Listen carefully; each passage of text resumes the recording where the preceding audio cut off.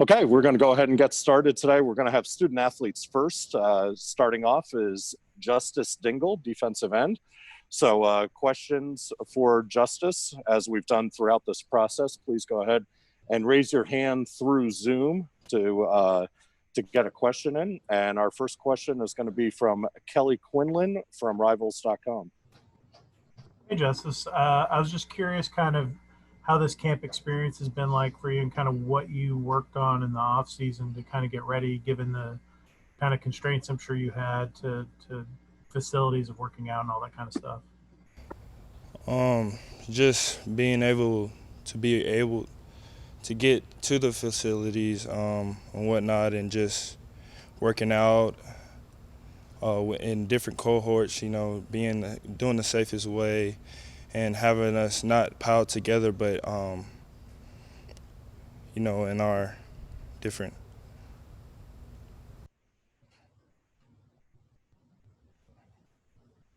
Next question, Rod McKenzie from 247 Sports. Hey, Justice. How much are you weighing now, and what differences do you see this year from last year in the size of your group? Our size is really good. I mean, we added a couple of guys, a couple of freshmen from South Carolina, from Georgia.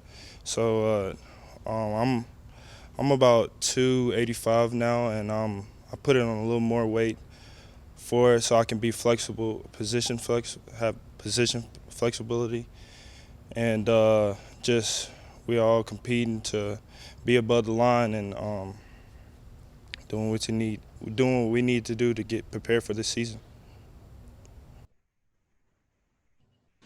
Ken Segura from the Atlanta Journal-Constitution.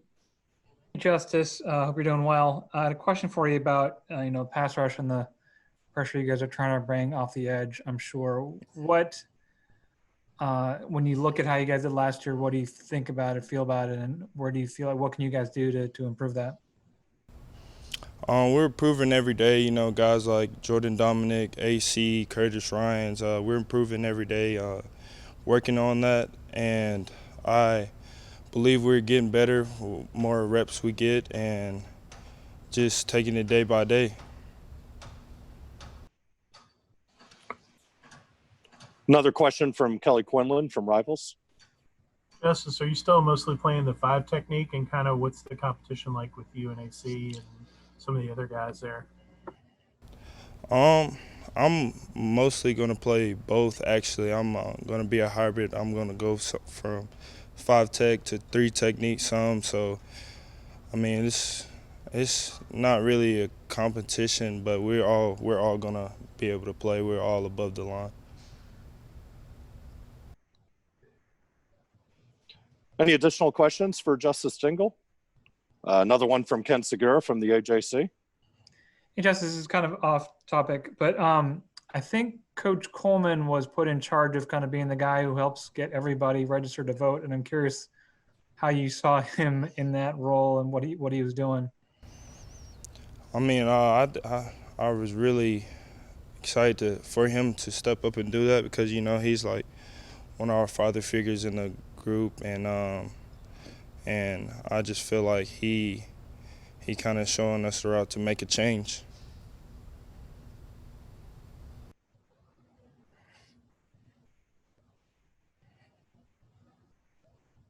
Zach Klein from WSB TV. Hey man, I appreciate your time. 4 weeks out from your first game, where are you guys in terms of conditioning and physicality? It seems like, gearing back to kind of do that crawl, walk, run to kind of get going. Maybe in years past, 3-4 weeks out, do you think you guys would have been in better shape pre-COVID? No, sir. I mean, Coach Lou and his staff, or our staff, are doing the best they can to get us there, and I think we are there right now. Thank you. Okay, we have time for one or two more for Justice. First from Rod McKenzie, 247 Sports. Hey, Justice, you briefly mentioned, there's some new freshmen in the group. Has anyone from that group caught your eye in the brief time you've been around them? They're all talented, don't get me wrong. But I would say Emmanuel Johnson stands out a little more. I think he's more mature and his body is more developed, I would say. So he would stand out. Next up, we have defensive end Antonneous Clayton, and we'll open it right up for questions for Antonneous. First, Kelly Quinlan, Rivals.com. Antonneous, I imagine this has been really difficult for you the last couple of months. You didn't get to play last year, and we're getting excited and having a fun spring. And just kind of what's it been like, the roller coaster of emotions kind of going through, watching everything kind of unfold over the last couple of months and trying to get ready for a season? I will say it's been very, difficult. Like we're here, we're there. One moment we know we're playing, the next moment, they're postponing the season or, all this stuff is in the air. But overall, I know, we're doing what we're supposed to do. I think me personally, I feel like I'm still the same way. I haven't really let it get the best of me. But I know that the coaches are doing the best on what they're supposed to do. And for me, I just, I'm listening to them and we're following protocol. So I'm not really affected by it. Next up, Ken Segura from the Atlanta Journal-Constitution. I'm just curious, what are your thoughts about playing and as health concerns are being raised? I feel like, our staff and the football program, we're doing what we're supposed to do as far as staying safe. We're taking protocol, we're washing our hands, we're wiping things down during the lift, we're hand sanitizing before every meal, every day, and I trust the guys, my teammates as well, they're going home handling their business and also staying safe and following protocol as well. So I feel like as far as that aspect, as far as staying safe and playing, I feel like, I just feel like we're doing what we're supposed to do. Next up, Rod McKenzie, 247 Sports. Hey, Antonneous, how you doing? I'm doing good. What are the main differences you see from the defensive end group this year as opposed to the group that you saw last year while you were practicing? Just the development of every single player along the defensive line, the D tackles, the defensive end, the rushers. I feel like everybody has gotten, play time under their belt this year, especially coming from a new coaching staff and, a new defense that everybody's playing. I feel like everybody's coming along pretty well. The run game and the pass game, defensive-wise, has really come a long way in my eyes, so I feel like everybody's gotten better, including myself, Coming here really humbled me. I'm not going to sit here and say that I thought I had everything figured out, but Coach Coleman and also Coach Knight, they also found some flaws in my game that they that stood out to them that they touched upon when talking to me, which has helped me develop into a better football player overall. Daniel Shirley from The Athletic. Hey, Antonneous, when you look at the senior leadership of this defense and getting that group together, how impressive has that group been and as you guys try to lead this team through the season? I can't say I'm really impressed, and I'm really satisfied how the older guys are handling it. David Curry, J.P. Mason, Jack DeFore, Zach Quinney, all of those guys, we come as one. With our little leadership committee, we share ideas on how we should think the team should be ran and how we think we should go about how to handle things. But also not only that, I feel like being with those guys and how they share ideas and how they interpret it to their separate position groups, you can really see the leadership and how it's affecting the team as a whole. Zach Klein from WSB TV.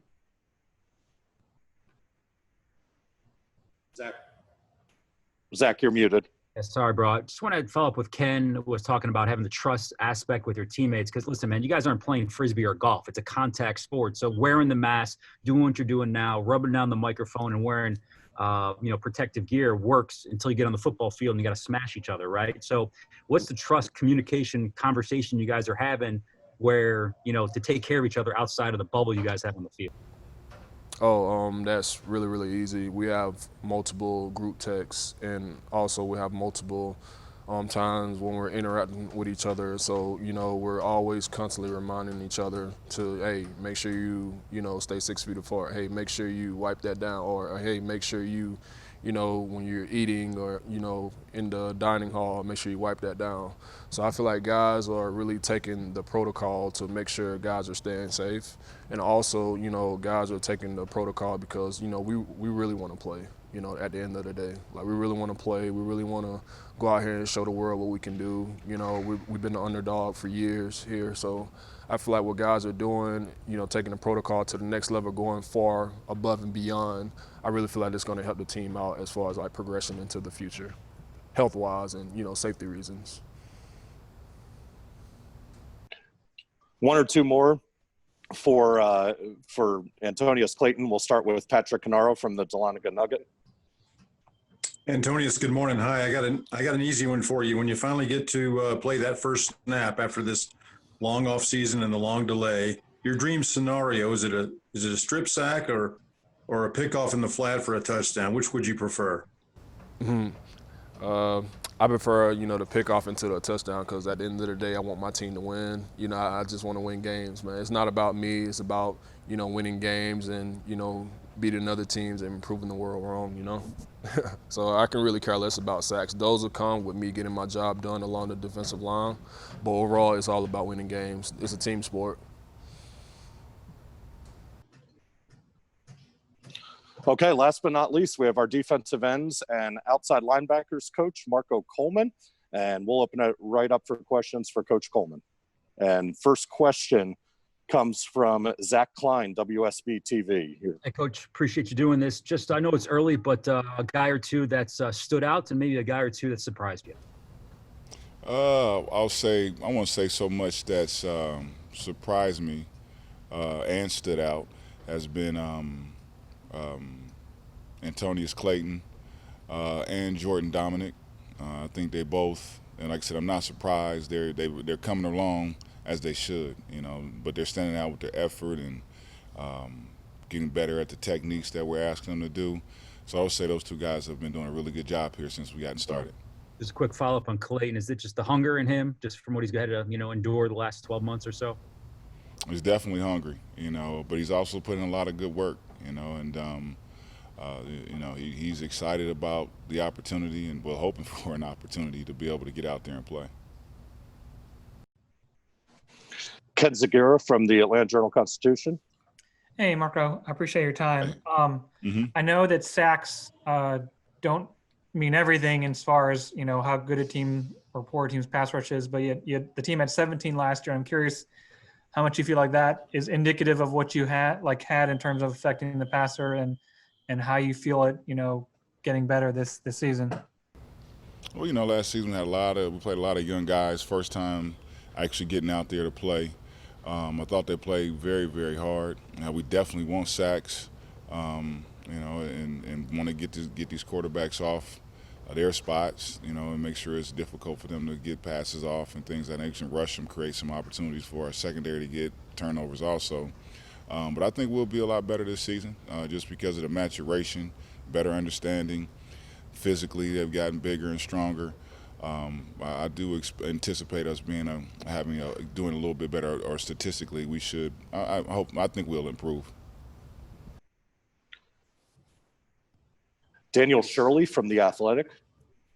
Marco, what about the freshmen? How have they looked, the true freshmen in the 2020 class? How have they looked for you so far? They look good, like freshmen. I think that this is a different environment, from what, freshmen prior to them have had to, enter into. But they've been handling it well, been working hard, been progressing day by day, but, still got a ways to go, in their development physically and as an understanding of the football game. Kelly Quinlan, Rivals.com.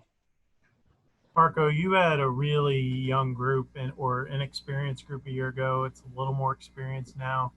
Kind of how is that, kind of equated with what you've seen in camp and also in terms of just trying to develop these young men and the challenge that's been for you as a young coach yourself?